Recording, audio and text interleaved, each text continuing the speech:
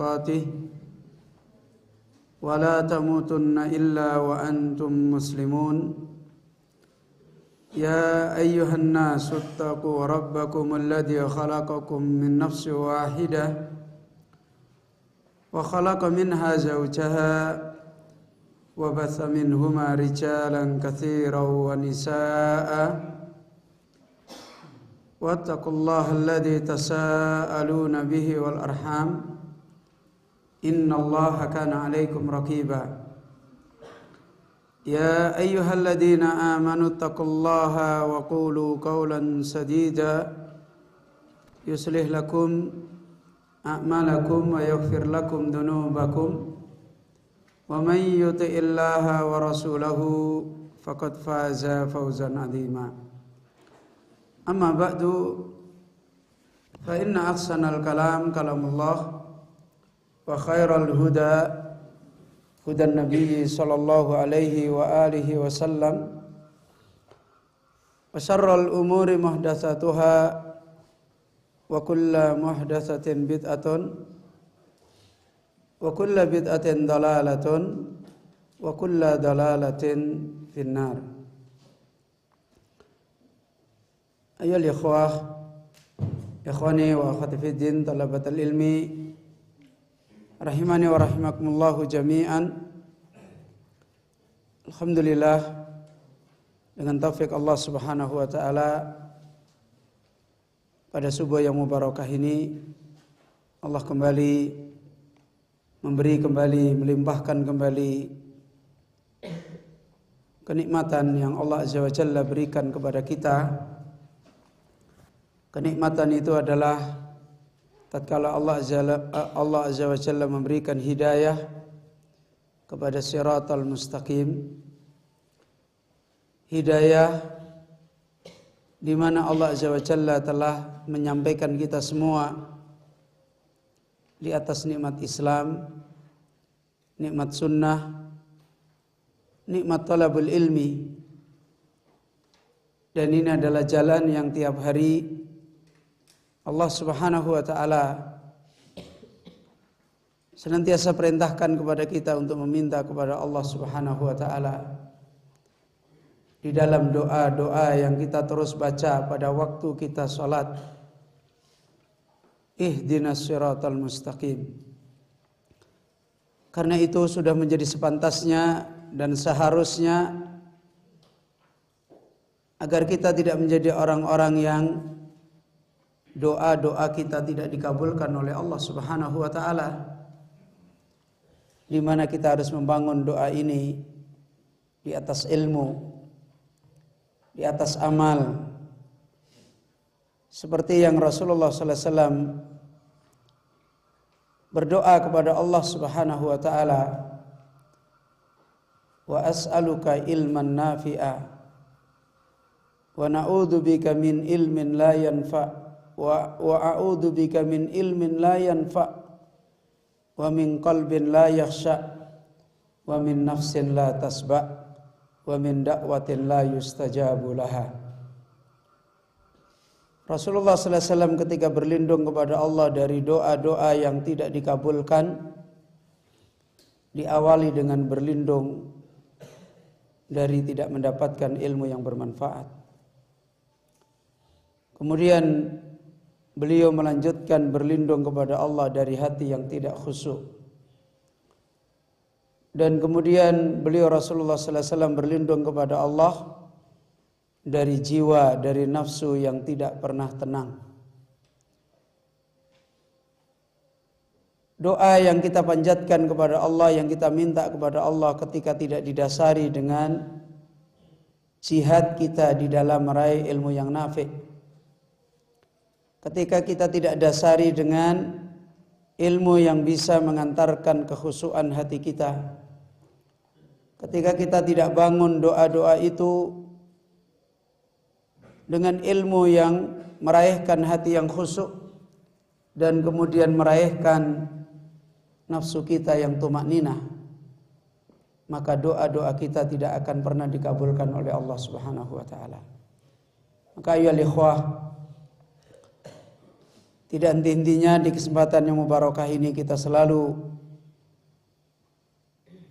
menempatkan diri kita sebagai orang yang benar-benar fakir kepada Allah Subhanahu wa taala.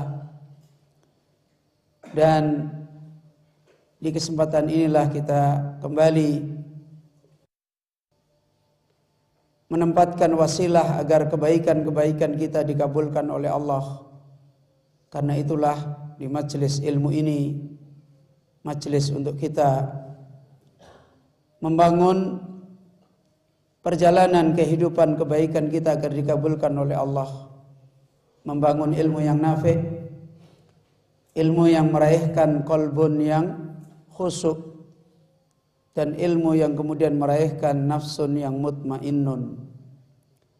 Ayyuhal ikhwah talabatul ilmi rahimani wa rahimakumullahu jami'an. Tadi malam kita sudah jelaskan dua kesimpulan yang dinasihatkan oleh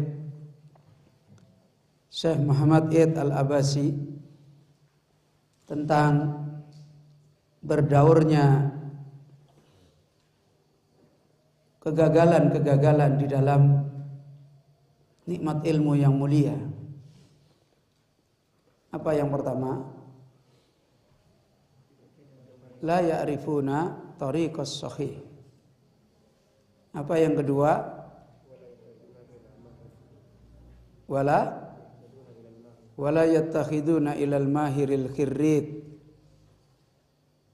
Maka islah yang insyaallah dinasihatkan di dalam risalah ini adalah kembali untuk islah di dalam dua hal ini. Islah untuk bagaimana agar kita tidak terjatuh fasadut thariq, agar kita tidak terjatuh di dalam rusaknya jalan. Insyaallah kita akan ambil beberapa faedah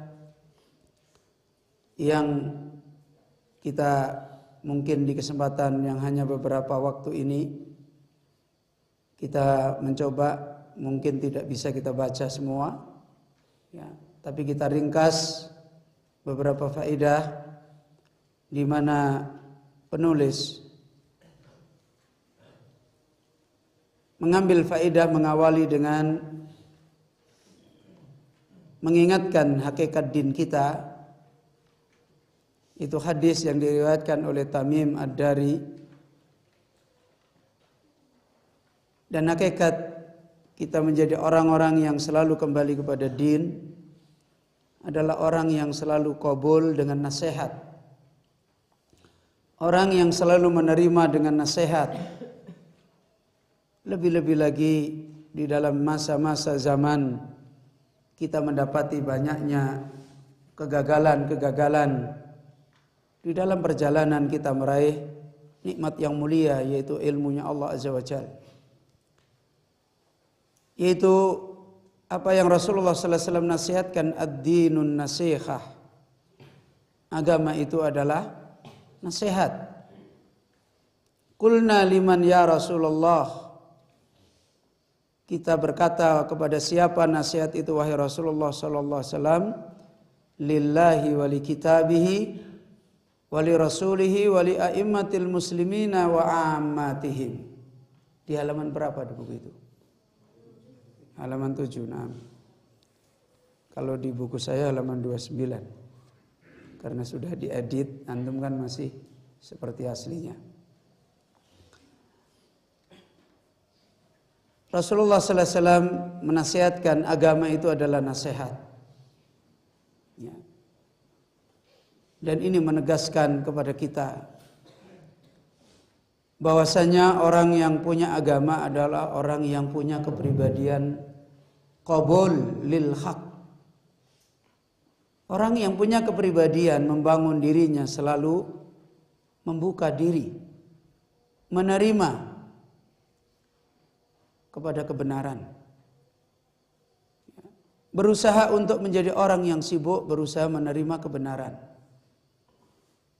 Rasulullah ditanya kepada siapa ya Rasulullah nasihat itu? Lillahi wali kitabihi wali rasulihi wa li a'immatil muslimina wa ammatihim.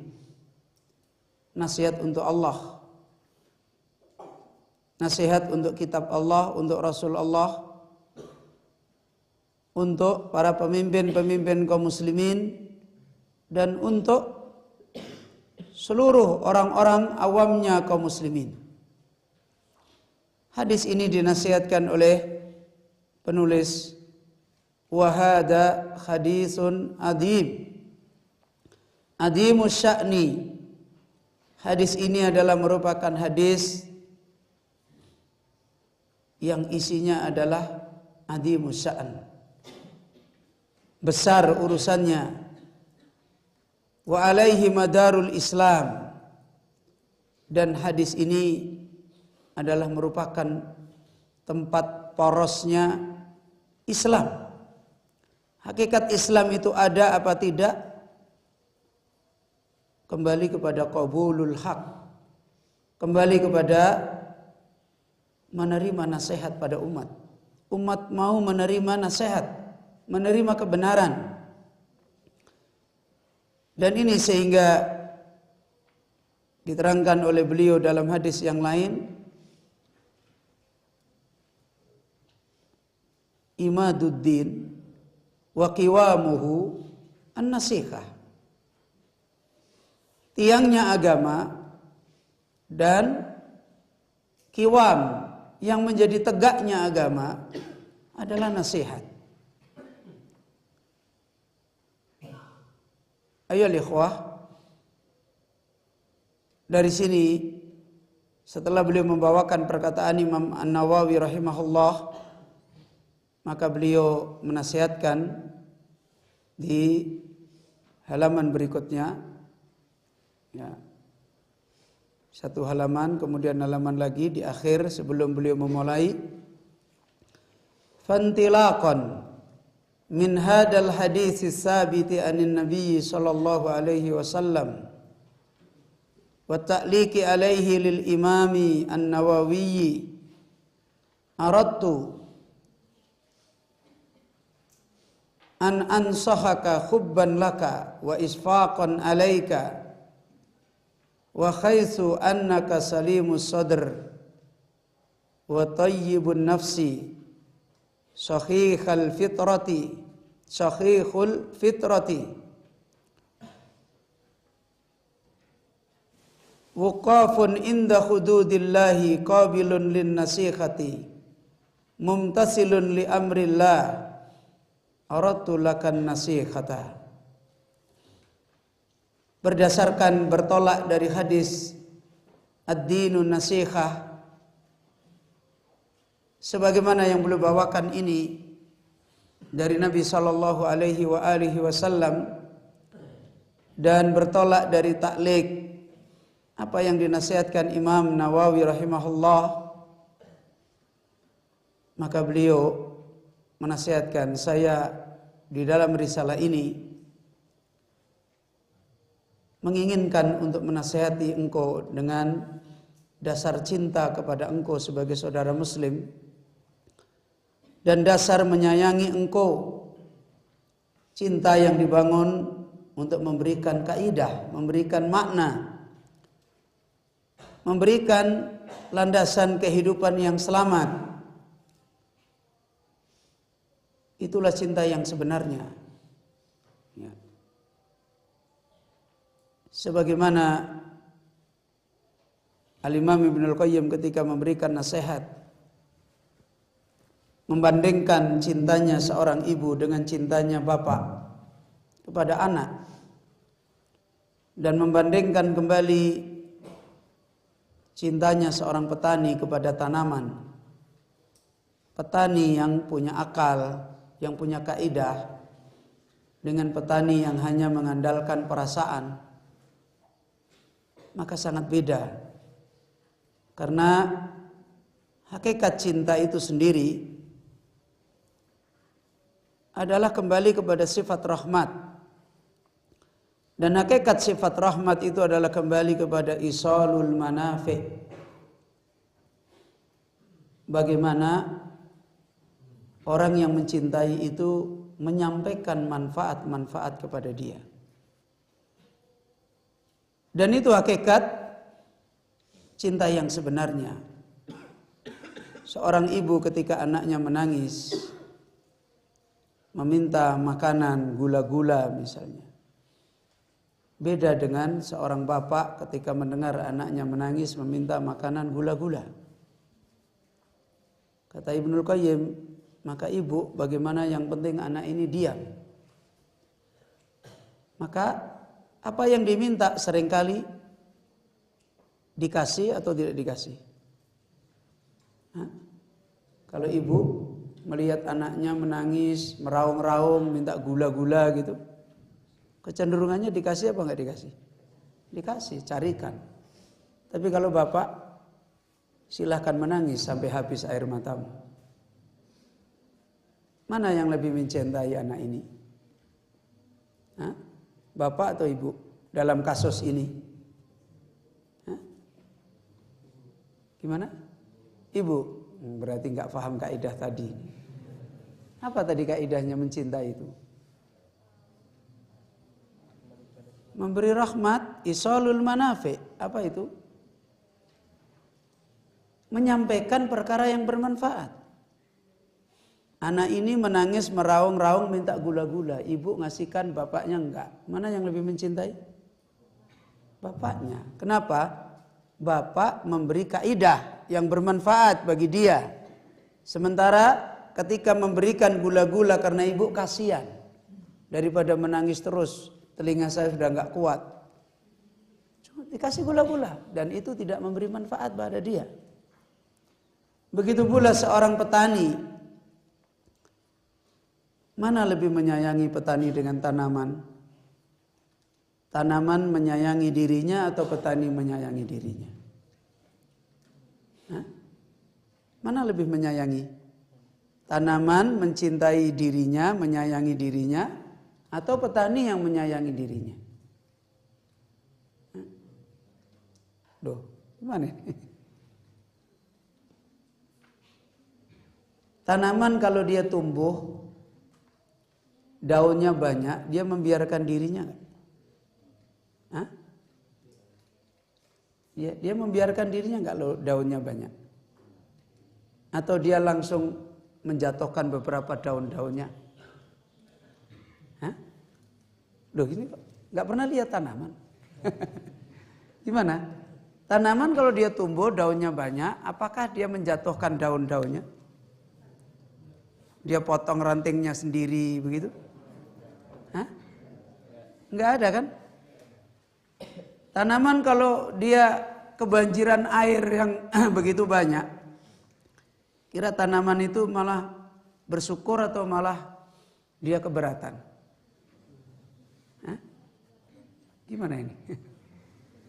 Dia kebanjiran air banyak itu di situ. Kira-kira menurut tanaman itu, wah ini yang saya tunggu. Atau dia tidak suka? Dari mana antum tahu tanaman tidak suka dengan air yang banyak? Loh, buktinya dia tidak berbuat kok, diam aja. Apa? Dia malah membiarkan diri karena wah ini beneran supaya saya bisa tumbuh dengan subur, airnya banyak. Kalau petani nggak mau, ini kok banyak sekali airnya, kita kurangi. Kalau perlu sehari kasih air 1 kali 1 gembor aja selesai. Tahu gembor? Gembor itu pancuran yang dibawa petani itu loh. Habis itu sudah biar kering. Tidak apa-apa 1 hari sekali. Kalau maunya tanaman ingin minum air setiap hari dikasih yang banyak. Waktu daunnya banyak petani membawa apa? Parang. Dipotongi dahan-dahannya. Kira-kira kalau tanaman itu ditanya mau nggak dia dipotongi tanamannya? Ya nggak mau. Tapi mana yang lebih mencintai tanaman itu? Petani. Petani yang mana? Petani yang seperti tadi. Tapi kalau petani yang terfitnah, bagus juga ini daunnya banyak. Biarin aja lah. Ada angin ribut, roboh nggak? Roboh. Dan seterusnya. Maka hakikat mencintai itu adalah kembali kepada memberi kaidah. Memberi al-manafi. bukan menuruti selera orang yang dicintai.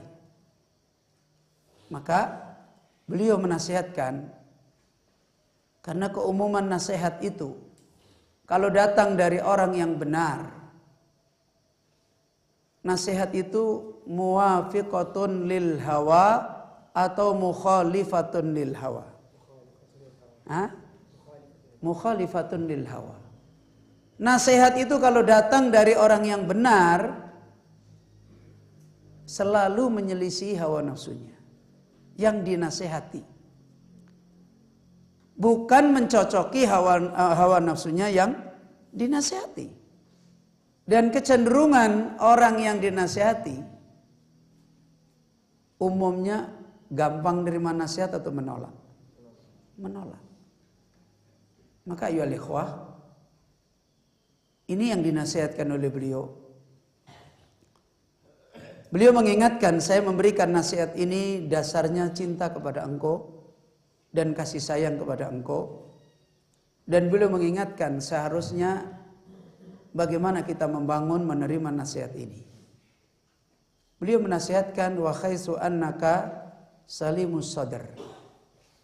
Maka di mana seharusnya engkau adalah orang yang selamat dadanya, mau membuka dada, mau membuka hati, tayyibun nafsi, menyiapkan jiwa yang baik, sahihul fitrati, dan mengembalikan fitrah kita supaya benar agar cocok dengan nasihat,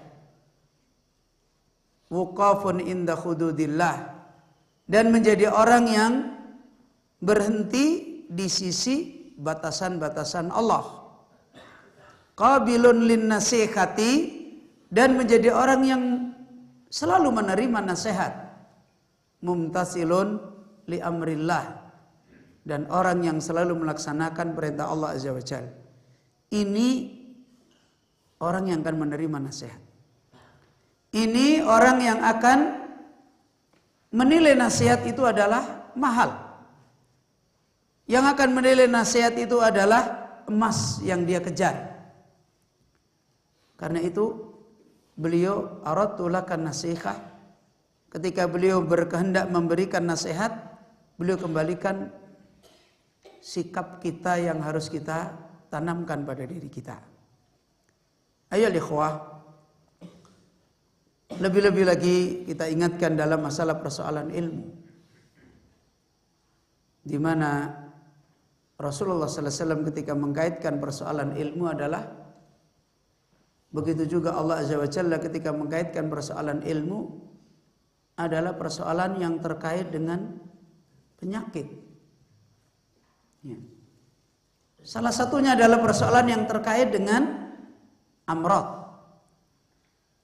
Karena itu ketika Rasulullah sallallahu alaihi wasallam menasihatkan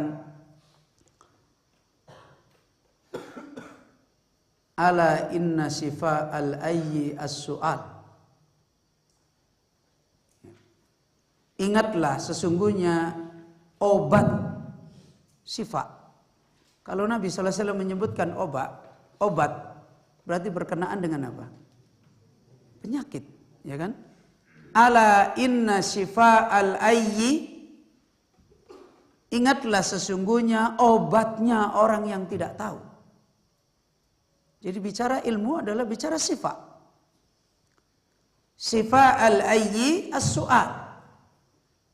Mestinya dia bertanya, mestinya dia mencari ilmu, dia belajar. Dan ayyuhal ikhwah, sifat berobat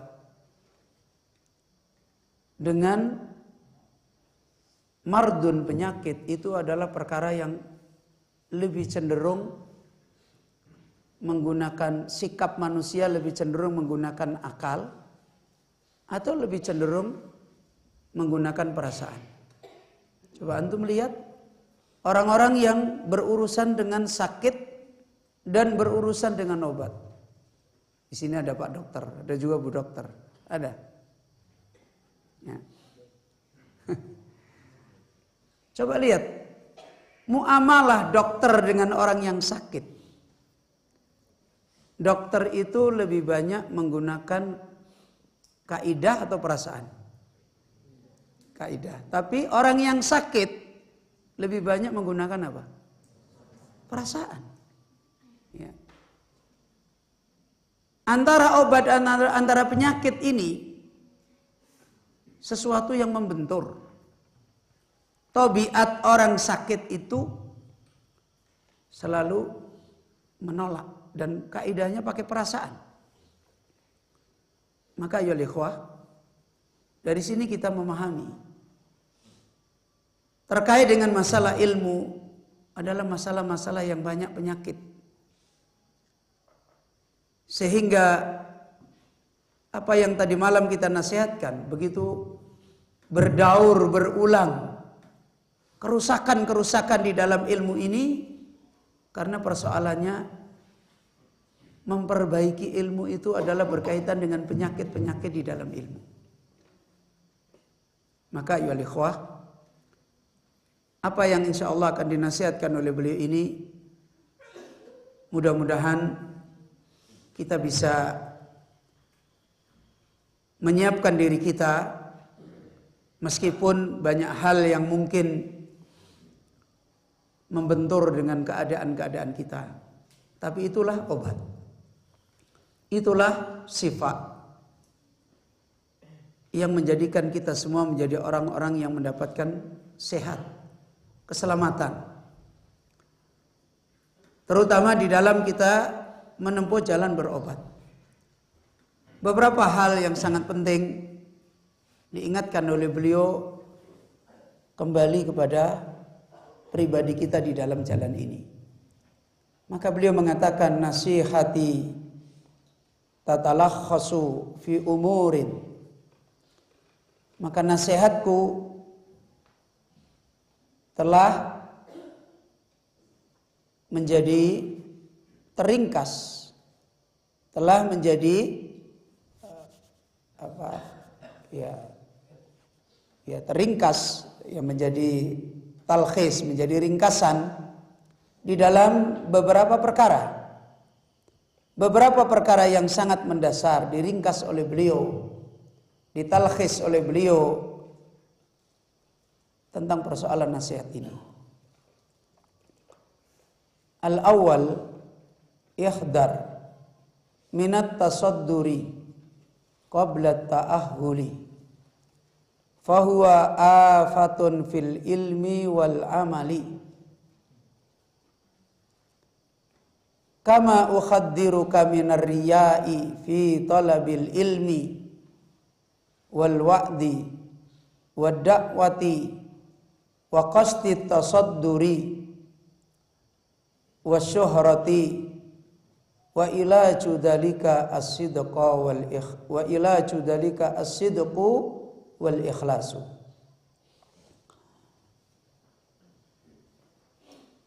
Di wasiat nasihat beliau yang awal adalah nasihat yang kembali kepada usulnya semua usul nasihat, yaitu membenarkan hati dan membenarkan jalan yang kita tempuh. Maka yang pertama, ihdar, waspadalah engkau, hati-hatilah engkau minat tasadduri qabla ta'ahuli, dari sikap mengeluarkan sebelum menjadi ahli, dari sikap yang sering dilakukan orang lebih senang, lebih suka, lebih berpotensi menempatkan dirinya untuk memberi sebelum dia ini adalah orang yang punya, sebelum dia adalah orang yang ahli. Dan ini adalah perilaku ini adalah bencana di dalam ilmu, bencana di dalam amal.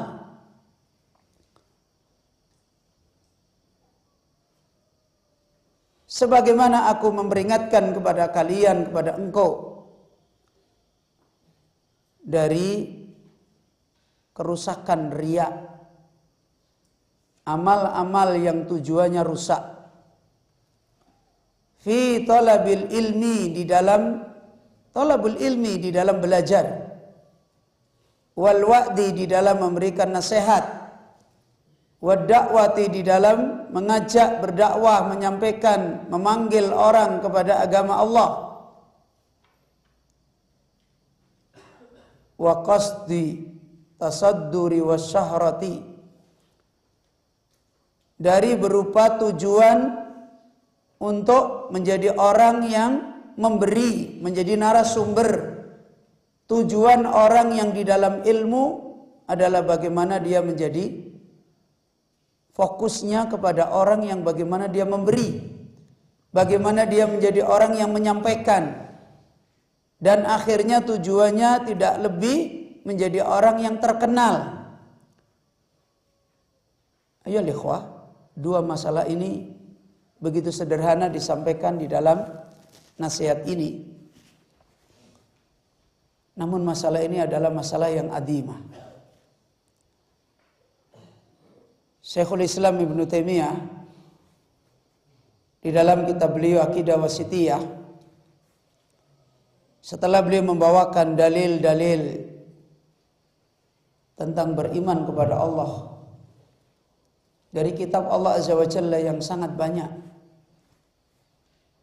dan kenyataannya bencana yang banyak menimpa umat ini adalah gagal meraih ilmu yang paling besar, yaitu mengenal Allah Subhanahu wa taala. Dan buahnya banyak orang hidup akhirnya menuju kepada makhluk, dan banyak orang gagal berbahagia karena yang didapatkan makhluk. Dan terus menerus ini menimpa banyak sekali di kalangan manusia. Sebagaimana dinasihatkan oleh Imam Ibnu Rajab Al-Hambali rahimahullah, la yazalun nas fi sadaida wa qarabin fid dunya wa fil barzakhi wa fil akhirah. Tidak henti-hentinya manusia itu hidup menderita, hidup di dalam kesempitan, hidup di dalam satu musibah kepada musibah. Kalau tidak musibah zahir, musibah batin, terus berputar di dalam bencana. Di dunia, di alam barzah, di akhirat nanti. Man kana bainahu wa bainallah ma'rifatun khasah.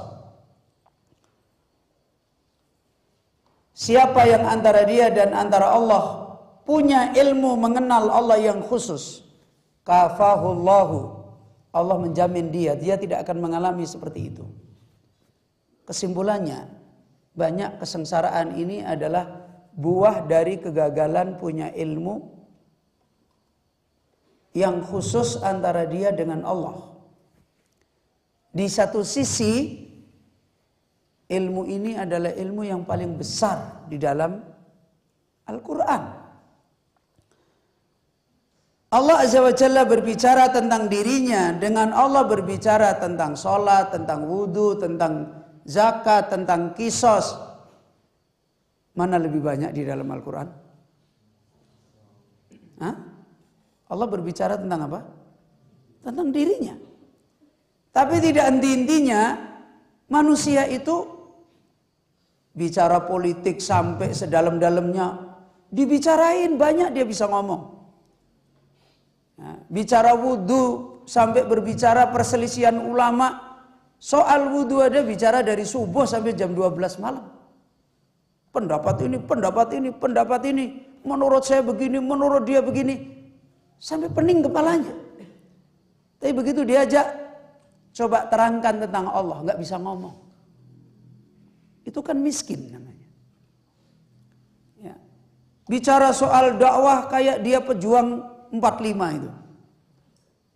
Tapi begitu suruh ngomong tentang Allah, nggak tahu apa-apa tentang Allah. Ini kan miskin. Padahal Al-Quran itu paling banyak berbicara tentang siapa? Tentang Allah. Kenapa umat ini seperti ini ilmunya? Bicara ilmu Allah tentang makhluk luar biasa, bahkan melampaui batas. Tapi bicara tentang Allah nggak bisa ngomong apa-apa tentang Allah. Padahal apa? Dalilnya disiapkan oleh Allah lebih banyak. Kenapa seperti ini? Kata Syekhul Islam Ibnu Taimiyah rahimahullah,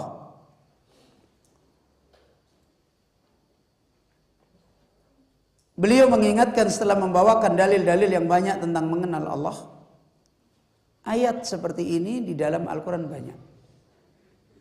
Beliau ingatkan dua hal. Man tadabbaral Qur'an talibanil huda. Siapa yang dia punya amalan dengan Al-Quran mentadaburi,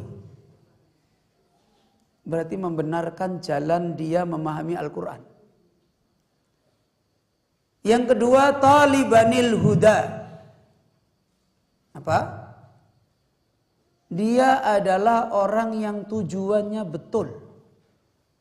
Tujuannya untuk mencari hidayah, mencari petunjuk, mencari kebenaran dari Al-Quran. Maka jalan dohirnya betul, jalan hatinya betul. Itulah orang yang akan dapat. Dan ini sama dengan nasihat ini tadi. Apa? Jalan dohirnya. Ikhdar minat tasaddur qabla ta'ahul. Hati-hatilah kita dari bersikap terhadap ilmunya Allah, menempatkan tasaddur lebih duluan daripada menempatkan ta'ahul.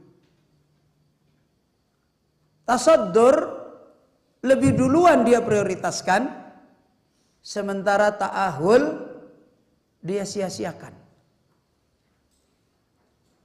Kaidah ini adalah kaidah yang begitu dalam. Di dalam masalah ilmu, para ulama menasihatkan ada sinnut takhammul dan ada sinnul ada. Ada usia untuk mengambil ilmu.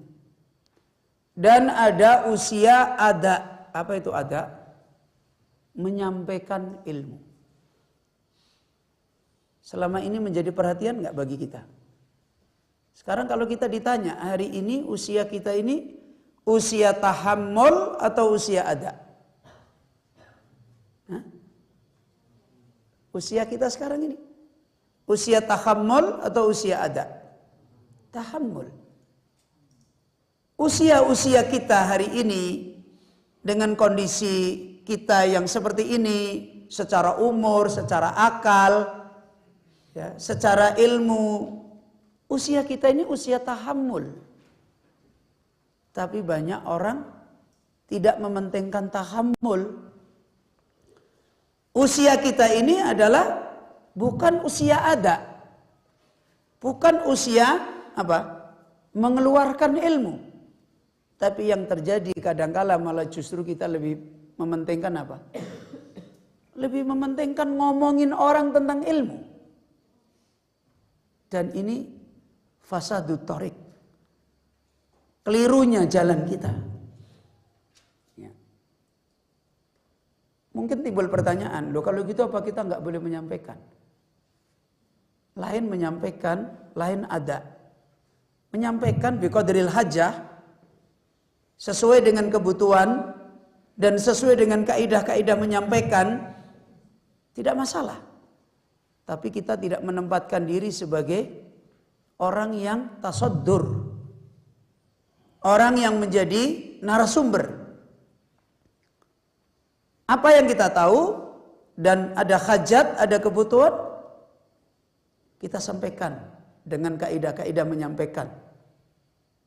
Yang jadi persoalan, urusan dakwah kadang dibangun besar-besar, urusan thalabul ilmi terlantar. Ini yang jadi masalah. Maka ini fitnah yang terus berdaur. Kenapa perbaikan kita di hari ini begitu banyak, begitu besar, tapi berkahnya hilang? Ya karena perbaikannya seperti ini. Ya. Saya seringkali mencontohkan manusia terbaik di dalam bermuamalah kepada ilmu, Ibnu Abbas radhiyallahu anhu. Sampai didoakan oleh Rasulullah sallallahu alaihi wasallam menjadi turjumanul Quran, menjadi pentafsir, penterjemah Al-Quran. Ulama di zamannya mengatakan ketika Ibnu Abbas radhiyallahu anhu wafat, mata rabbaniyu hadhil ummah. Ulama rabbaninya umat ini telah meninggal dunia. Ulama di zamannya mengatakan Ibnu Abbas adalah rabbani ummah. Ya. Ibnu Abbas radhiyallahu an, diterangkan sebagian ulama, ilmunya mendahului umurnya. Coba lihat. Ya, ilmunya mendahului apa? Umurnya. Dalam umur yang masih anak-anak, ilmunya adalah sudah ilmunya orang-orang alim yang umurnya sudah tua. Kenapa? Karena husnul adab, bagusnya perjalanan ilmu dia. Bagusnya adab perjalanan ilmu yang ditempuh oleh Ibnu Abbas. Contoh yang sederhana, bagusnya perjalanan ilmu Ibnu Abbas. Ibnu Abbas mendapatkan satu riwayat hadis dari Nabi tapi lewat rawi sahabat yang lain. Yang sahabat ini bukan ketemu langsung dengan Rasulullah sallallahu alaihi wasallam. Jadi sahabat yang kedua ketemu lagi sahabat yang satunya. Padahal dia sudah dapat nih ilmunya. Tapi Ibnu Abbas berusaha meninggikan jalan ilmu. Dia ingin mendapatkan riwayat ilmu itu langsung dari sahabat yang bertemu dengan siapa? Rasulullah sallallahu alaihi wasallam. Dia berjalan kaki datang ke negerinya seorang sahabat ini. Di siang panas yang terik sampai di rumah seorang sahabat, dan kemudian waktu itu adalah waktu qailulah. Waktu apa? Waktu tidur siang, dan itu adalah termasuk waktu itu waktu aurat. Setelah duhur adalah waktu aurat. Ibnu Abbas berada di depan rumahnya sahabat ini, bersandar di dinding, berbantalkan sorbannya, dan panas terik, debu, angin menerbangkan debu dan mengenai beliau. Dan beliau nunggu terus di depan pintu. Coba lihat. Itu bukti bagaimana bagusnya perjalanan ilmu Ibnu Abbas. Sampai yang punya rumah itu keluar sendiri. Begitu keluar, sahabat Nabi ini kaget. Ya ibna Rasulillah, ibna ammi Rasulillah, wahai anak paman Rasulullah, apa yang membawa engkau datang ke sini? Beliau Ibnu Abbas bercerita, saya dengar hadis Rasulullah sallallahu alaihi wasallam, tapi tidak lewat engkau langsung. Sementara engkau adalah orang yang pertama kali dengar dari siapa? Rasulullah sallallahu alaihi wasallam. Saya ingin mendapatkan hadis ini langsung dari engkau. Maka apa kata sahabat? Awala arsalta ilayya. Kenapa engkau enggak kirim saja orang kurir untuk datang kepada saya dan nanti saya akan datang kepada engkau?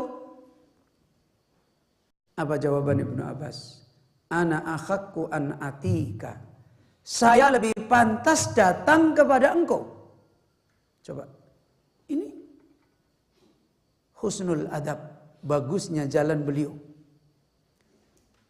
Sehingga ulama memberikan komentar, ini salah satu Allah memberikan ilmu kepada Ibnu Abbas belum umurnya ulama, ilmunya sudah ulama. Kemudian lihat bagaimana Ibnu Abbas menempatkan ilmu. Kapan Ibnu Abbas menjadi orang alim yang berfatwa kepada manusia? Orang alim yang memecahkan urusan-urusan manusia? Apakah pada zaman Abu Bakar masih hidup? Hah? Padahal di zaman Abu Bakar Ibnu Abbas sudah orang alim. Apakah pada zaman Umar? Kapan Ibnu Abbas terkenal memecahkan urusan-urusan umat dengan ilmunya? Di zamannya Ali bin Abi Thalib. Ibnu Abbas menempatkan di masa-masa tahammul untuk sibuk membekali diri dengan ilmu, untuk thalabul ilmi, dan tidak menempatkan dirinya tergesa-gesa. Ini ayolah ikhwah, nasihat, contoh mereka orang-orang dulu, sehingga karya-karya ilmu di zaman dulu yang melakukan 1-2 orang alim tapi berkah. Hari ini karya ilmu itu dilakukan banyak orang, tapi berkahnya hampir tidak dilihat, fitnahnya hampir di mana-mana. Hal yang demikian mengingatkan kembali apa yang pernah dinasihatkan Syekh Shalih Al-Fauzan hafizahullah ta'ala ketika beliau memberikan nasihat tentang ilmu akidah. Dulu dakwah tauhid itu dibawa satu orang di Najd ini, yaitu siapa? Syekh Muhammad bin Abdul Wahab.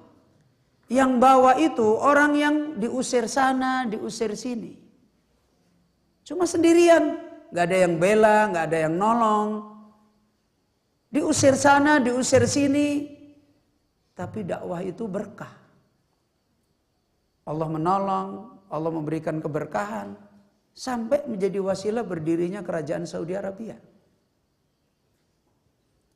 Sekarang kata beliau, siapa? Syekh Shalih Al-Fauzan, dakwah tauhid ini dibawa banyak orang. Bahkan doktor-doktor yang dikeluarkan dari universitas-universitas Islam. Tapi berkahnya sedikit. Ayo ikhwah. Ini banyak sekali masalah-masalah yang persoalannya adalah di antaranya dulu para ulama itu menempatkan saya ini di masa-masa ta'ahul atau saya ini di masa-masa tasoddur. Saya ini sudah menjadi orang ahli atau belum? Dan apa yang harus saya lakukan? Dan saya ini sudah pantas menjadi orang yang tasoddur, mengeluarkan atau belum? Dan ini yang sekarang banyak menjadikan fitnah.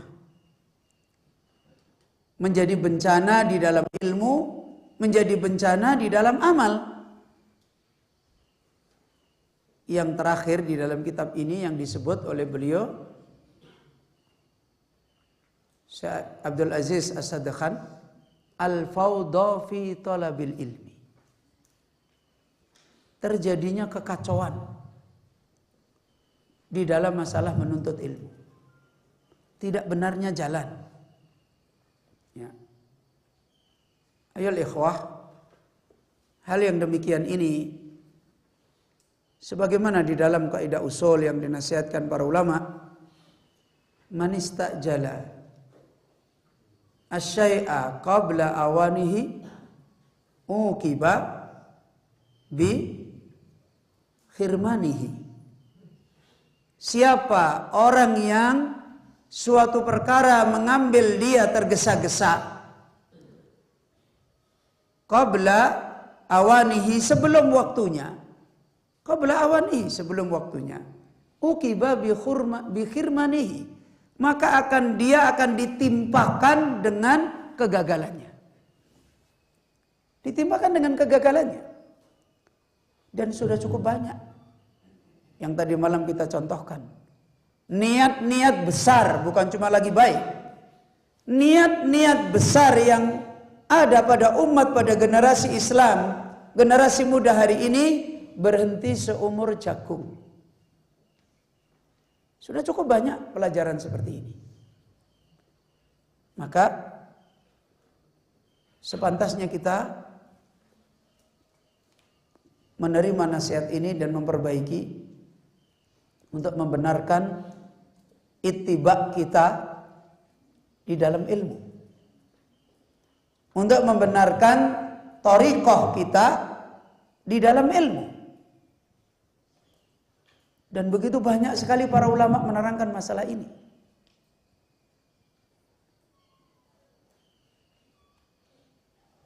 Kemudian peringatan ini dikaitkan juga dengan peringatan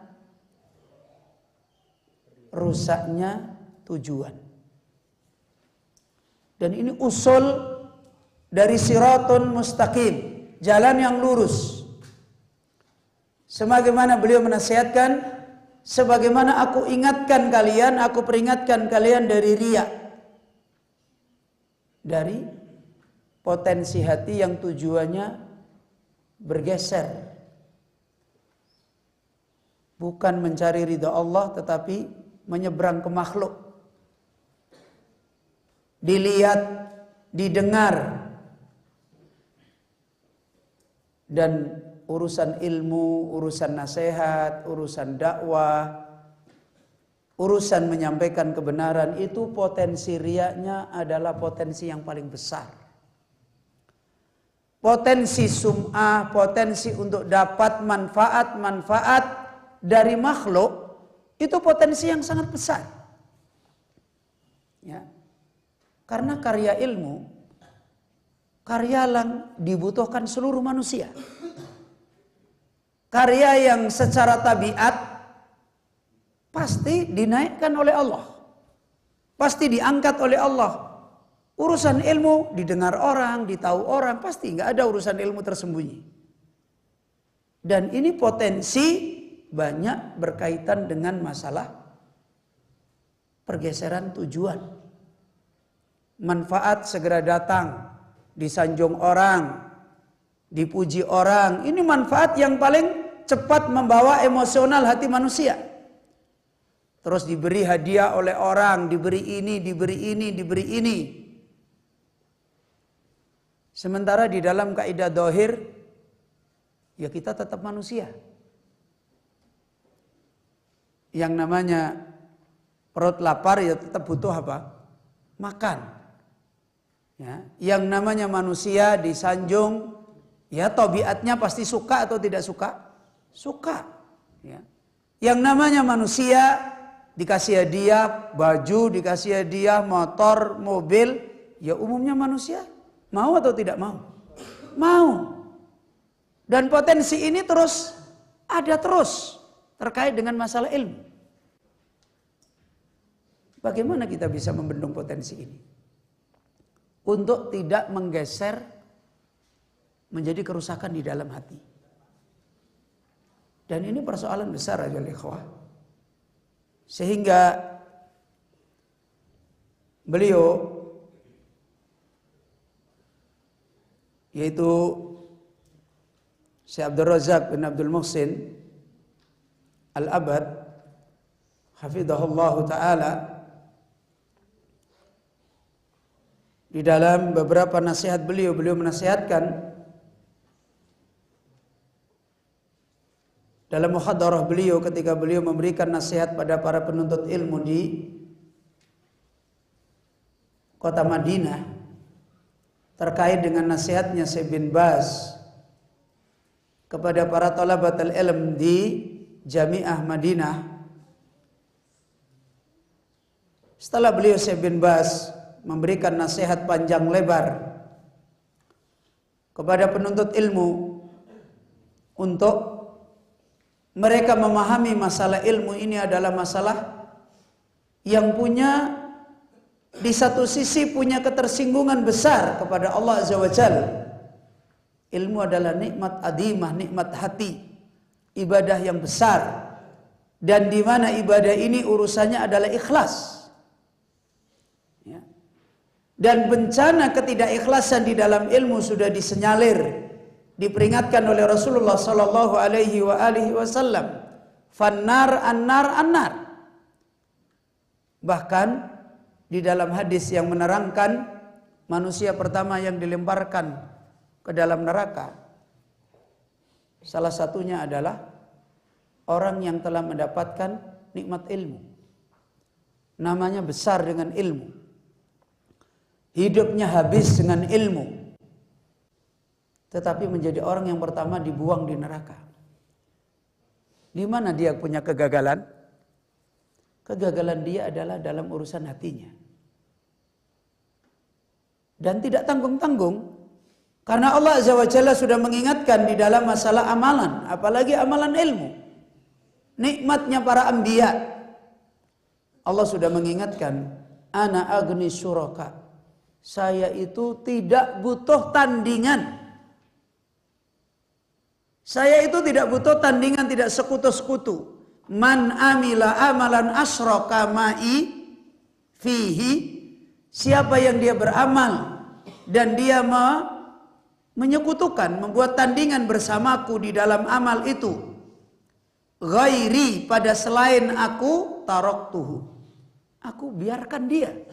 Wasirkahu, dan aku biarkan apa yang dia buat tandingan. Bahkan dalam hadis yang lain, adzabtuhu, maka saya adab dia.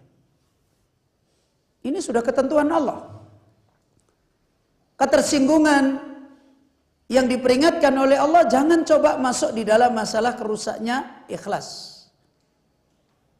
Dan persoalan ini dinasihatkan oleh beliau Syekh Abdul Razak bin Abdul Muhsin.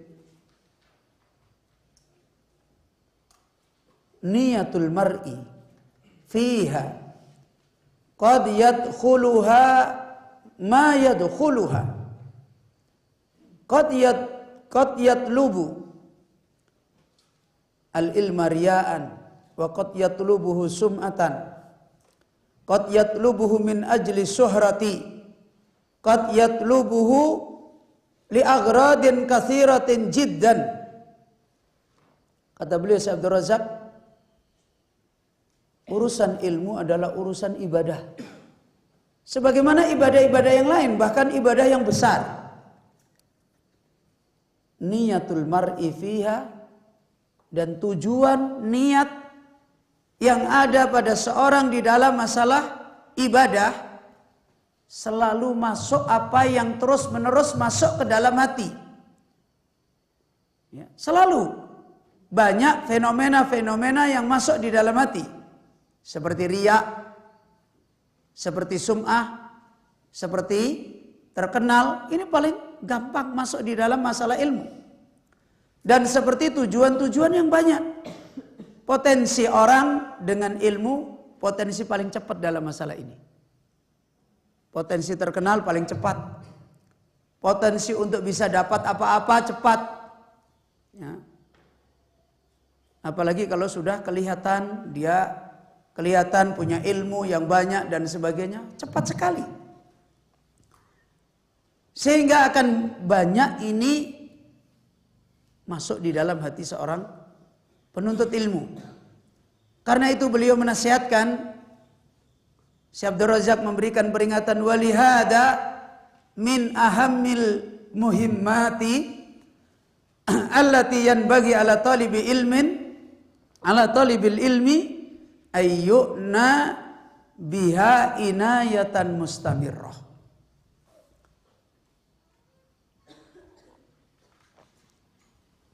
Kata beliau, karena itu ahammul muhimmat, paling pentingnya perkara-perkara penting. Sepenting-pentingnya urusan yang terpenting di dalam masalah ilmu. Sebagaimana tadi malam, apa yang dibicarakan Ali kepada muridnya Kumail bin Ziyad? Apa yang dibicarakan? Hah? Apa? Masalah hati kan? Agar hati itu terjaga. agar hati itu selalu utuh, bisa menjadi tempatnya ilmu.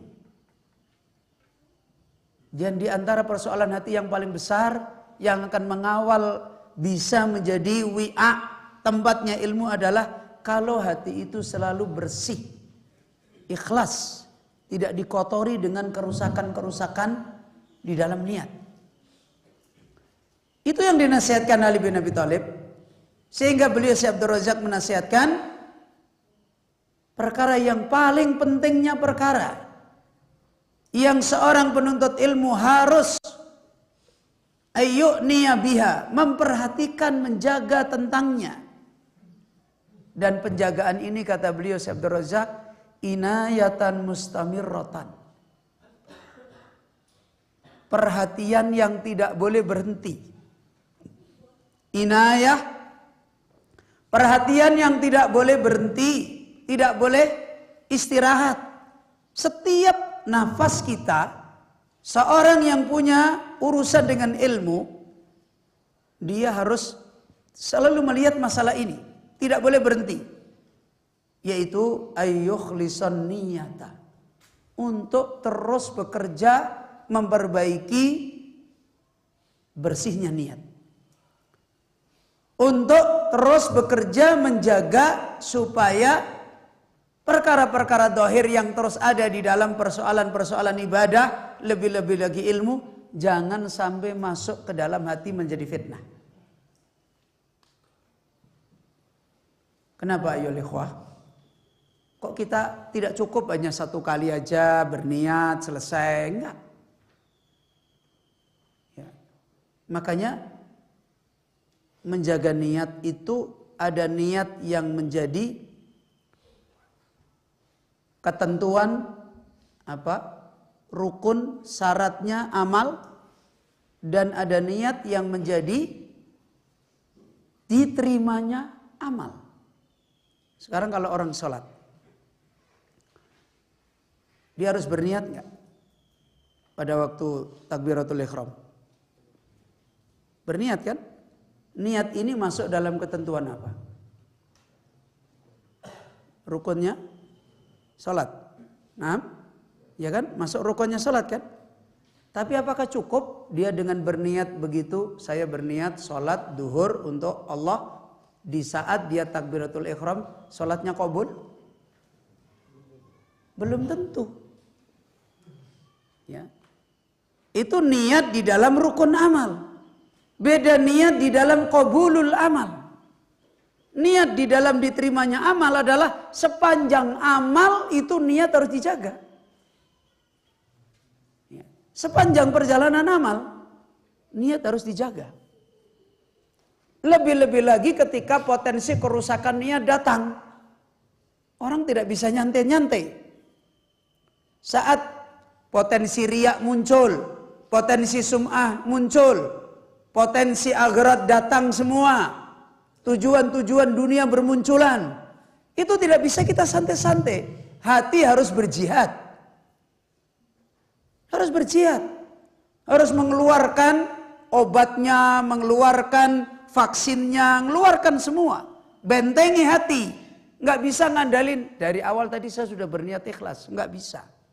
Itu rukunnya amal. Tapi qabulnya amal lain. Makanya beliau Syekh Abdul Razak menasihatkan agar dia ini meluruskan persoalan niat ini, inayatan mustamirrah. Kenapa? Kata beliau,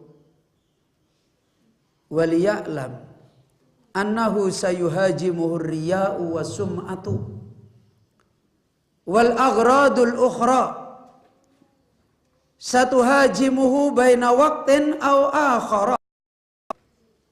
Karena kita ini hidup, dan hidup ini setiap detik, setiap saat adalah fitan.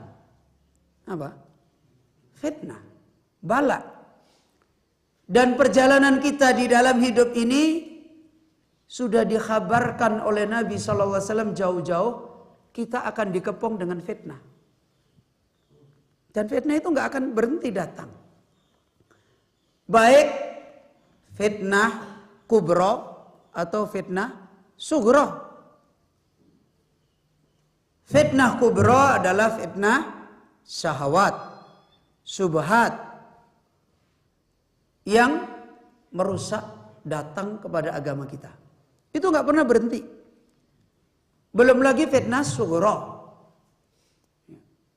Fitnah mal, fitnah keluarga, fitnah tetangga. Itu tidak akan pernah berhenti. Rasulullah sallallahu alaihi wasallam mengatakan, tu'radul fitan alal qulub. Fitnah itu selalu dihamparkan pada hati. Udan. Apa? Sedikit-sedikit. Didatangkan ke hati. Ya, mau sembunyi dimanapun. Hidup ini seperti ini. Ya, udan ka'ardil asir. Seperti orang menganyam tikar. Menganyam tikar itu terus. Ayo ikhwah. Maka kata beliau, riya itu akan sayuhajim. Apa artinya yuhajim? Hajama, menyerang. Ya. Riya itu tidak pernah berhenti. Hari ini gagal, jam sekian gagal, sebentar muncul lagi. Ya. Akan terus menyerang. Sum'ah akan terus datang menyerang. Agrodun ukhra, kepentingan-kepentingan yang lain akan terus datang menyerang. Ya. Saya belum datang ke sini aja sudah didatangin. Ustadz, mau kambing enggak? Loh, itu baru belum datang ke sini. Itu sudah didatangin. Ngaji aja belum sudah ditawarin kambing. Dan loh Ustadz, ini kan baik. Iya, tapi semua itu berpotensi untuk masuk ke dalam hati manusia. Sangat berpotensi sekali. Wah, enak ya jadi dai belum datang aja sudah dikirimin kambing. Fitnah. Nah, belum lagi kalau nanti sampai di sini, waduh, Ustadz gimana? Mau hotel tingkat berapa? Loh, ini udah fitnah semua. Dan itu belum apa-apa. Antum baru menuntut ilmu, baru dipanggil ke sana kemari. Wah, ini kayaknya ini potensi besar. Nanti besok jadikan mantu saya. Oh, potensinya banyak.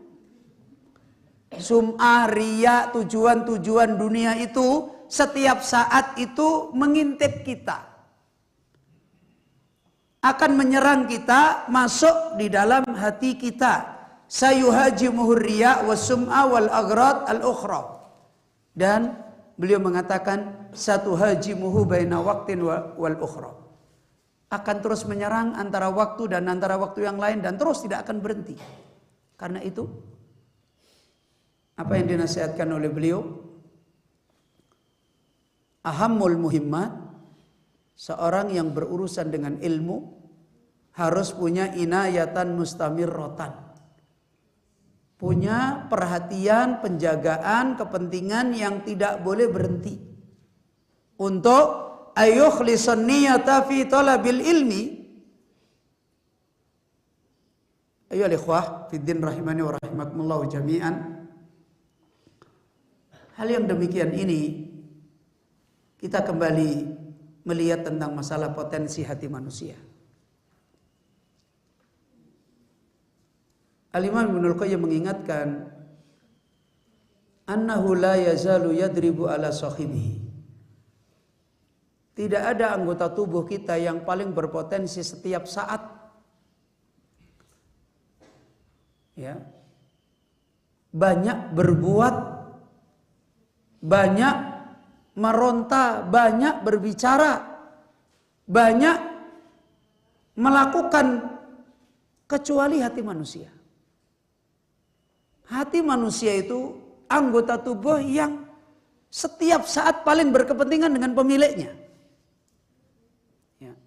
Sebentar-sebentar pemilik hati itu ngurusin apa yang ada di hatinya. Sebentar-sebentar ngurusin, tidak yang lain. Tangan berapa menyibukkan pemiliknya? Enggak banyak. Kaki berapa menyibukkan pemiliknya? Enggak banyak. Ya, tubuh-tubuh manusia yang lain itu enggak banyak memberontak kepada pemiliknya melebihi hati. Hati itu sebentar-sebentar usul begini, sedih, senang, itu berpotensi untuk menggoncang pemiliknya. Itu hati manusia. Ada semut gigit aja, pemiliknya udah disibuin. Oh begini, makanya kamu begini, makanya begini. Ada orang lewat begini aja, sudah ngirim berita. Oh, makanya ini ada orang begini, kamu harus begini, harus begini. Itu hati. Paling banyak menggoncang pemiliknya. Itu hati manusia. La yazalu yadribu ala sahibihi. Karena hidup manusia itu hatinya. Manusia itu disuruh hidup untuk ngurusin hati. Dan hati itu terus mencari apa yang menjadi kebutuhannya. Karena itu hati itu selalu usil. Itu hati manusia. Ya, ada tanah luas begini aja, ngelihat sebentar mata ngomong hati, apa hati ngomong? Wih, kalau saya punya tanah begini ya, wah ini lumayan ini.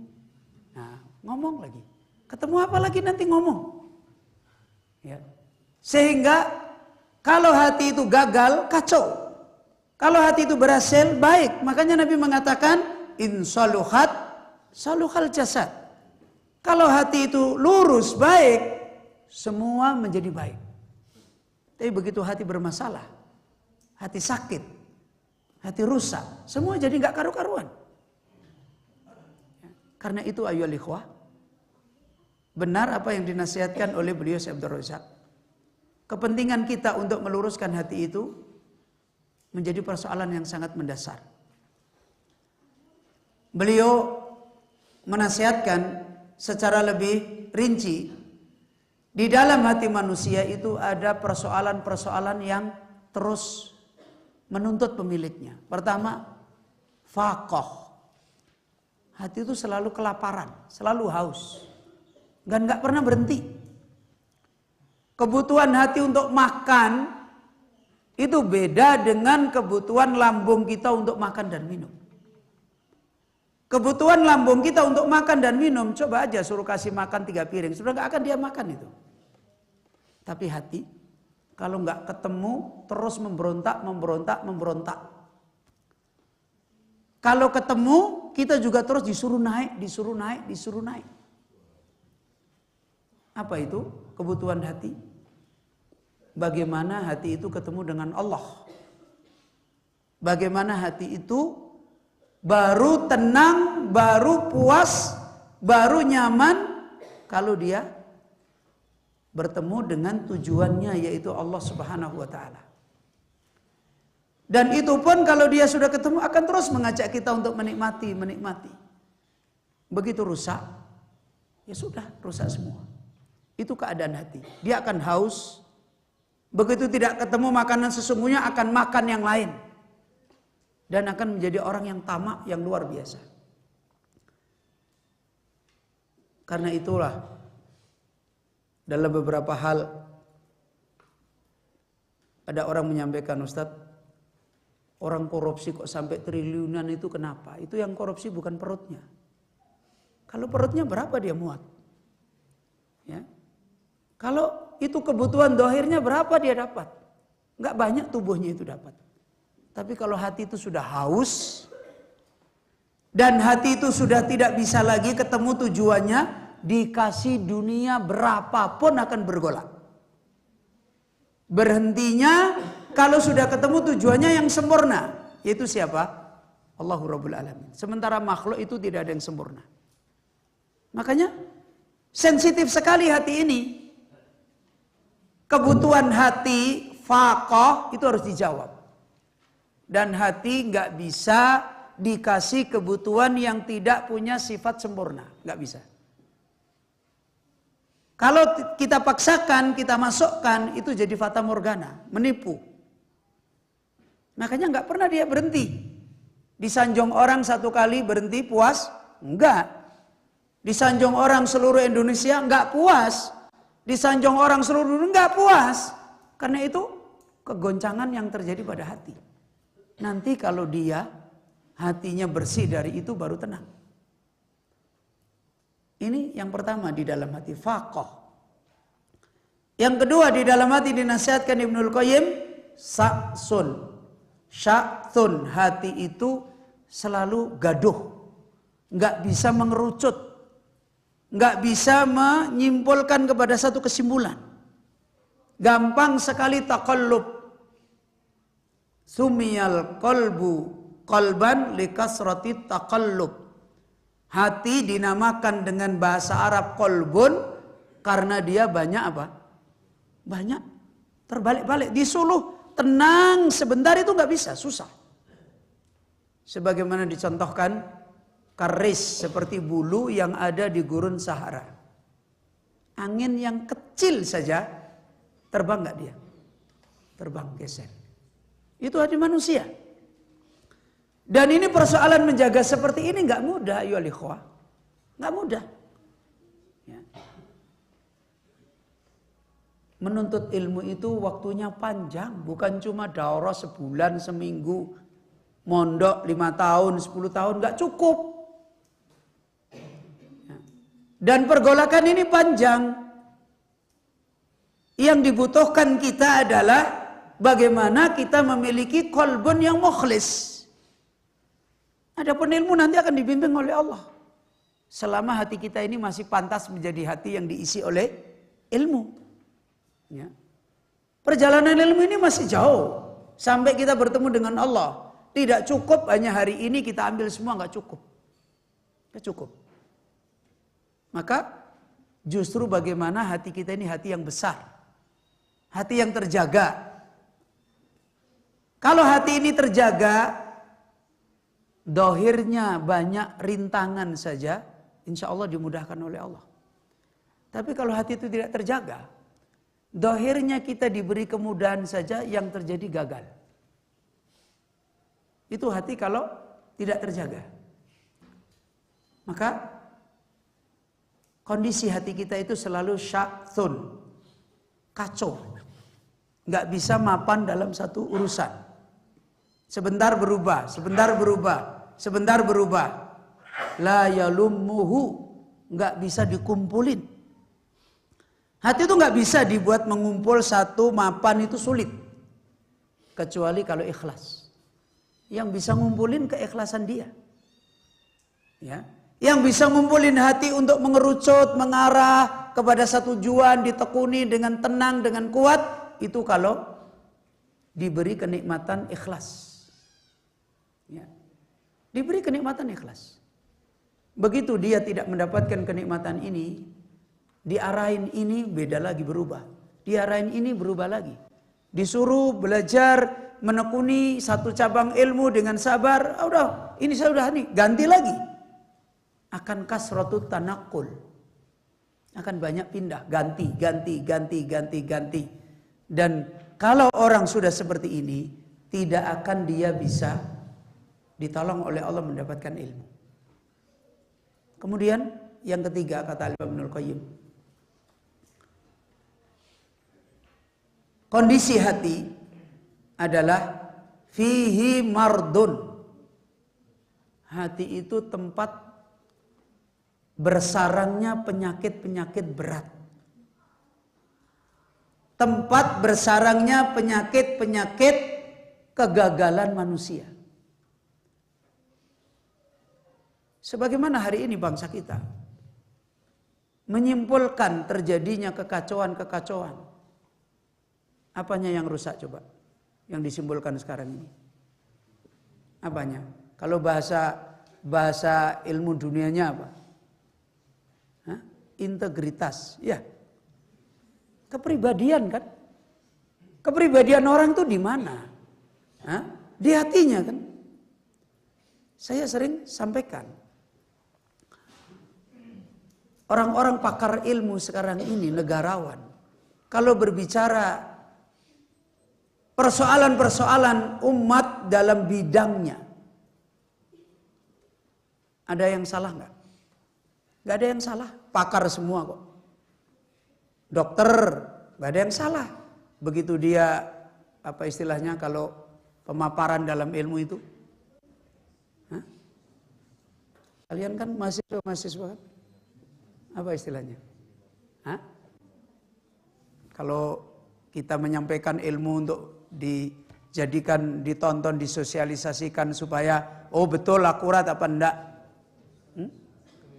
Apa? Ya semacam seminar apa namanya? Ada istilahnya khusus. Hah? Apa? Presentasi. Ya seperti itulah. Kalau kita sedang presentasi misalnya komputer atau kedokteran atau apa, teorinya betul semua nggak? Bangun jembatan, buat proyek penghijauan, ada yang salah teorinya? Nggak ada. Tapi begitu dipraktekkan salah semua nggak? Loh, saya ingin nanya. Begitu dipraktekkan di lapangan, ya sudah bagus, saya setuju tanda tangan. Nih, tak biayai sekian. Datang ke lapangan, salah semua nggak? Salah semua, nyontek salah, buat jembatan salah, nanam tanaman salah. Salah semua kan? Kok bisa? Wong teorinya salah kok di lapangan, teorinya benar kok di lapangan salah. Apanya yang salah? Ininya. Ngelihat duit tadi terus ininya berubah. Maka terjadilah penipuan di dalam ilmu. Terjadilah kecurangan. Ya.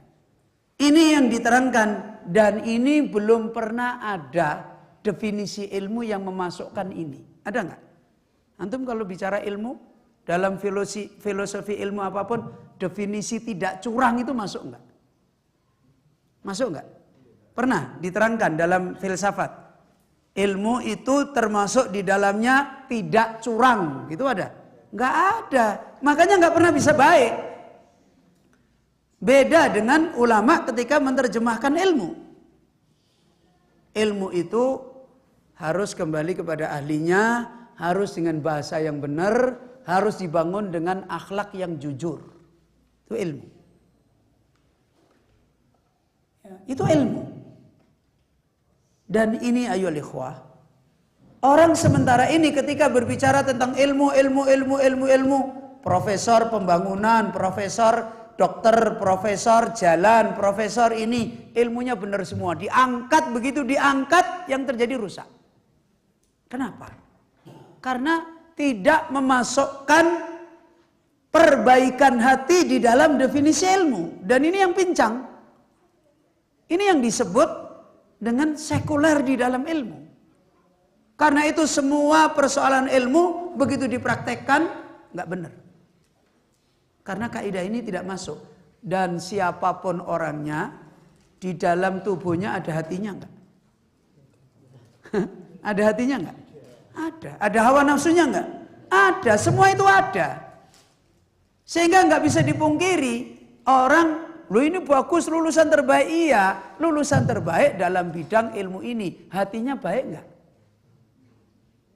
Nah, ini mestinya sekolah-sekolah pendidikan ini, ilmu kedokteran harus dikasih ilmu memperbaiki hati. Ilmu tentang pertanian dimasukkan di dalamnya ilmu memperbaiki hati. Bukan malah terbalik. Jangan bicara agama di dalam ilmu dunia, nanti malah menjadikan terpuruk, terbelakang. Ini bodoh sekali. Ya, bodoh sekali. Buktinya dia nomor 1 di dalam ilmu, misalnya jembatan. Ternyata dengan kerupuk setugel aja udah jatuh. Ya. Teorinya sudah dirubah, dihapus, disetip. Kalian sering kan mendengar sekarang terjadi penyimpangan data, kan begitu kan? Padahal data itu ada. Data dikorupsi, data dirobek, data disikat, data apa coba? Padahal waktu presentasi datanya baik semua. Mardul kolbi. Ya, apa? Penyakit hati. Dan sebenarnya kalian ini sekolah untuk memperbaiki hati itu harus lebih besar daripada sekolah untuk belajar ilmu dunia. Tapi sayang sekali, belajar ilmu dunia cuma ilmu komputer aja. Sekarang dikemas S1. Berapa S1? Berapa tahun? 4 tahun. Ya. Tidak sedikit yang lulus S1 IT plonga-plongo. Tahu plonga-plongo? Nggak ngerti apa-apa. Coba kalau kalian kursus komputer, butuh 4 tahun? Wes blenger kursus komputer 4 tahun itu. Kursus komputer setengah tahun, paling jauh 1 tahun, sudah jadi pakar IT. Sekolah sekarang harus 4 tahun. entek umure. Ya kan? Ayo ikhwah, ada paradigma ilmu yang enggak benar gitu loh. Cara berpikir ilmu yang tidak benar itu di sini. Kalau dalam para ulama kita itu ilmu ma'rifatullah untuk memperbaiki hati itu menjadi prioritas. Sebelum belajar fikih, sebelum belajar hadis, sebelum belajar apapun, dia harus terus belajar ilmu apa? Ma'rifatullah. Dan itu ilmu untuk memperbaiki ini. Ya kata loh Ustadz, kita kan bukan orang Islam. Iya, kamu bukan orang Islam, betul. Tapi kamu punya hati enggak? Butuh diperbaiki enggak hatimu? Iya, sekarang mau diperbaiki pakai apa? Ilmu psikologi, teorinya John Locke, Sigmund Freud, C.C. Rousseau, bisa memperbaiki? Schopenhauer, nggak bisa memperbaiki. Teorinya dukun jadi penjahat semua. Padahal dukun itu dari sejak dia belajar perdukunan, itu berusaha memperbaiki hatinya. Jadi wong linuwe, tahu wong linuwe? Orang yang punya kelebihan hati. Makanya dinamakan paranormal. Ya kan begitu kan? Kalau dalam bahasa lebih keren lagi, dinamakan punya ilmu putih. Wala keren. Punya ilmu putih, menunjukkan orang jernih. Setelah jadi dukun, jadi orang hitam. Itu kan begitu. Lah harusnya wong dari dulu itu yang diurus hati sampai nggak makan, nggak bujuk, nggak punya anak, masuk di gua, menjauhkan diri dari dunia supaya jadi orang ahli spiritual, ya kan begitu. Habis itu nggak punya spirit, katanya ahli spiritual, nggak punya spirit. Dulu di kedokteran Undip ada dokter ahli penyakit jiwa, iya. Gimana masih inget nggak? Itu murid saya dulu di Undip.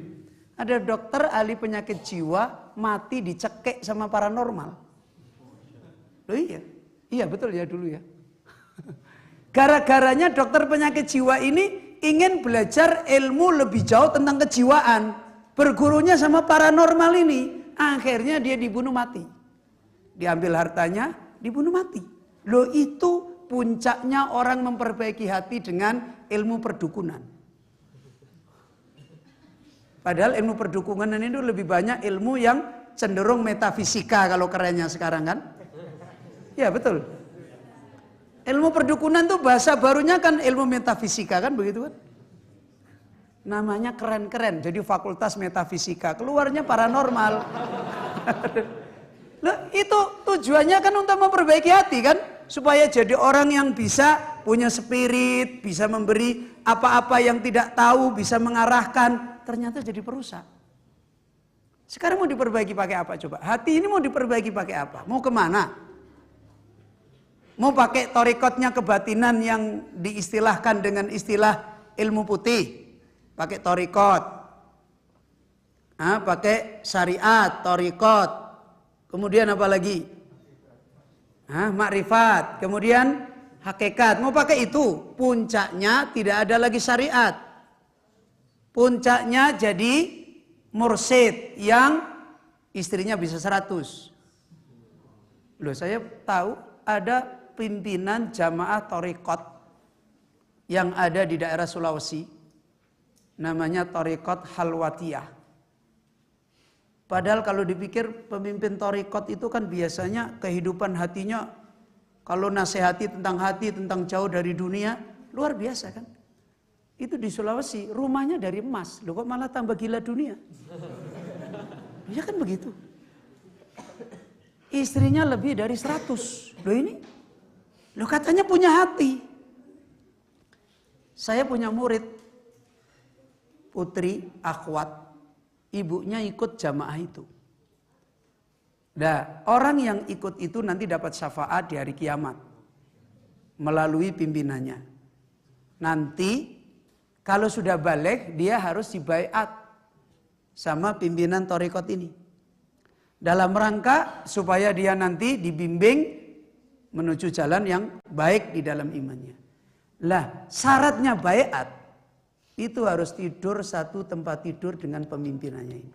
Lah ini kan nikmat banget. Jadi murid saya yang putri ini dipaksa orang tuanya untuk dibaiat. Dibawa ke Sulawesi Selatan, ke Makassar. Dipaksa masuk harus tidur. Akhirnya dia lari. Duh, ini bukan cerita kosong. Terus sekarang mau diperbaiki apa? Coba antum, mau perbaiki pakai apa sekarang? Sudah pernah dia memperbaiki hatinya? Nah, ini jadi nggak karu-karuan. Gimana mau tidak gampang kita jatuh? Hati kita ini banyak kita biarin. Dan ini penyakit yang sekarang ini banyak menimpa kehidupan makhluk. Sehingga semua potensi menjadi rusak karena ini. Makanya tadi diterangkan oleh Al-Imam Ibnu Rajab, man kana bainahu wa bainallah ma'rifatun khassah. Siapa yang antara dia dengan Allah punya makrifat yang khusus. Ayo ikhwah, enggak mungkin perasaan ikhlas itu bisa menyelesaikan masalah. Kemarin kan saya cerita di mana? Di Lombok. Sekarang dunia ini berpenampilan luar biasa atau berpenampilan biasa-biasa? Luar biasa. Kreativitas tentang dunia luar biasa. Makanan yang sekarang wajar untuk kebutuhan anggota tubuh itu ditampilkan luar biasa. Yang tadinya orang lapar, kalau dulu zaman saya lapar lihat ubi rebus, yang dipikir apa? Hah? Sudah bagaimana makan ubi rebus selesai? Sudah, wah ada ubi direbus, alhamdulillah, udah dimakan. Nggak mikir, selesai makan nggak mikir, ubi rebus tadi wah rasanya bagus, penampilannya bagus. Nggak ada itu.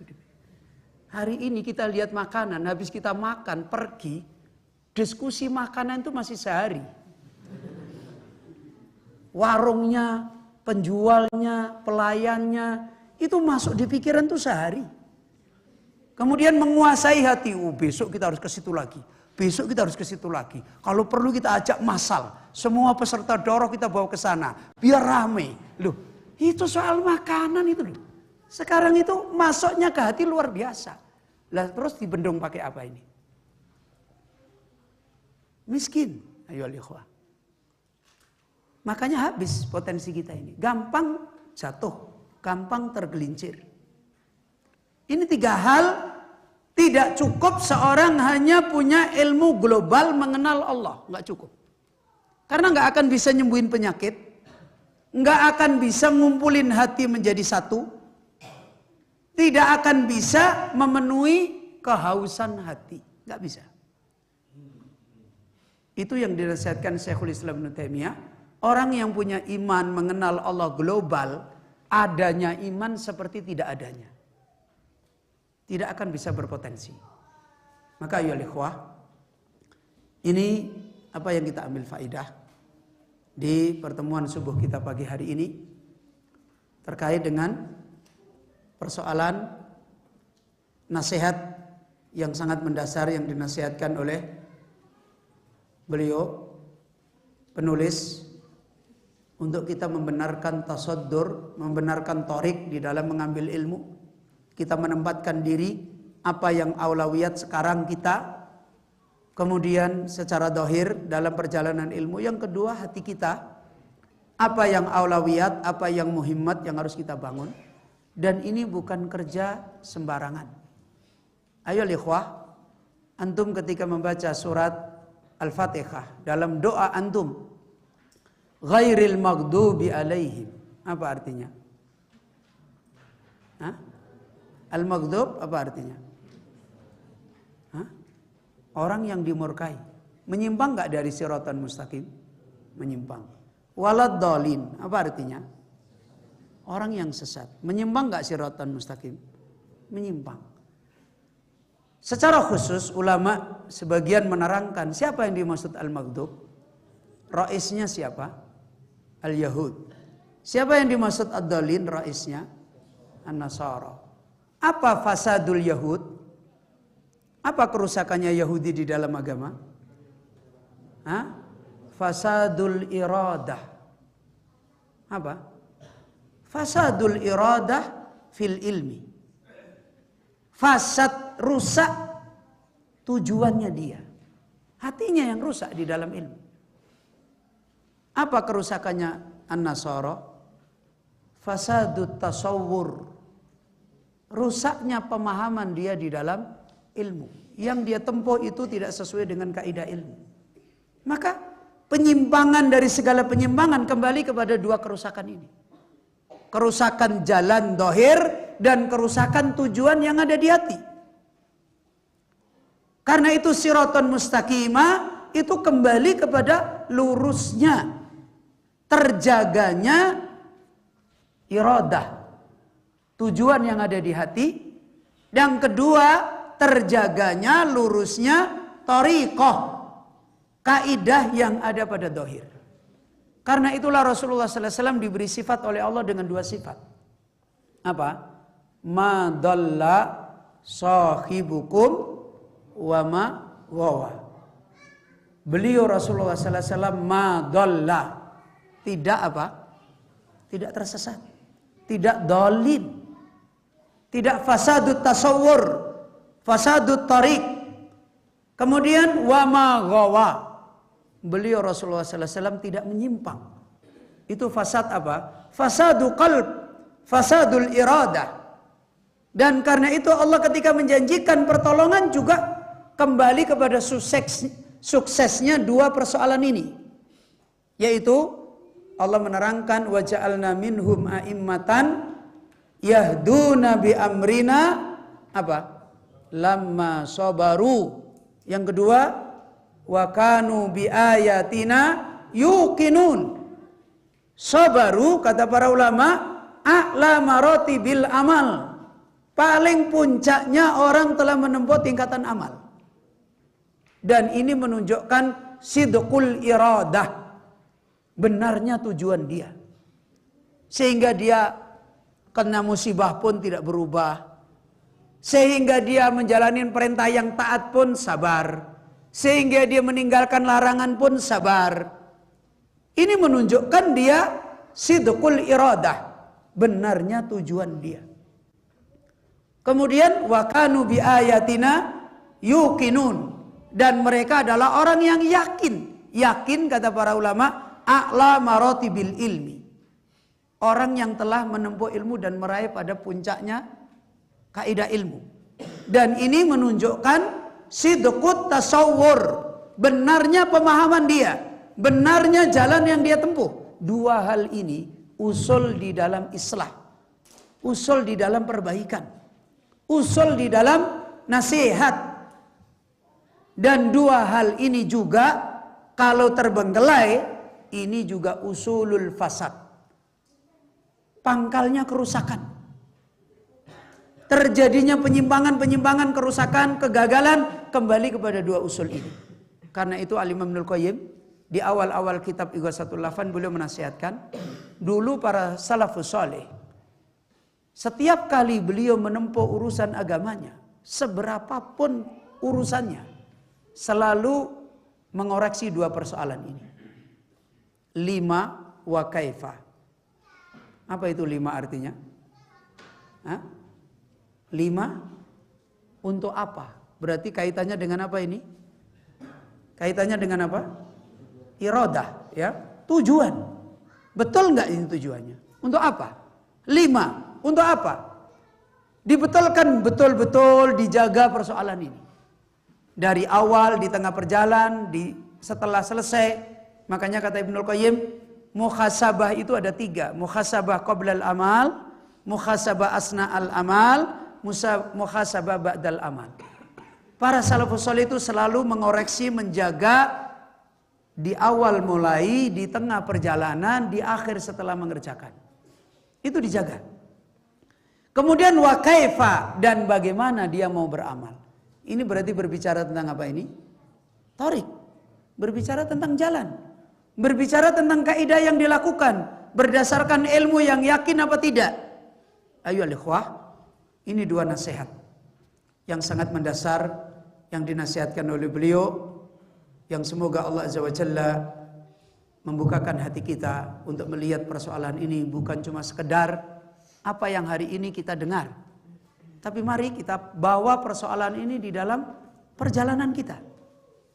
Kita bawa persoalan ini terus di dalam kita mengambil perjalanan kita dengan hidayah din, hidayah ilmu yang ada. Saya kira untuk pagi hari ini kita cukupkan dulu pada dua nasihat ini, pada nasihat yang pertama ini, dan insya Allah kita akan lanjutkan kembali nanti pada pertemuan yang berikutnya dengan izin Allah Subhanahu wa taala. Kita akhiri dulu majelis kita. Subhanaka Allahumma bihamdika asyhadu an la ilaha illa anta astaghfiruka wa atubu ilaik.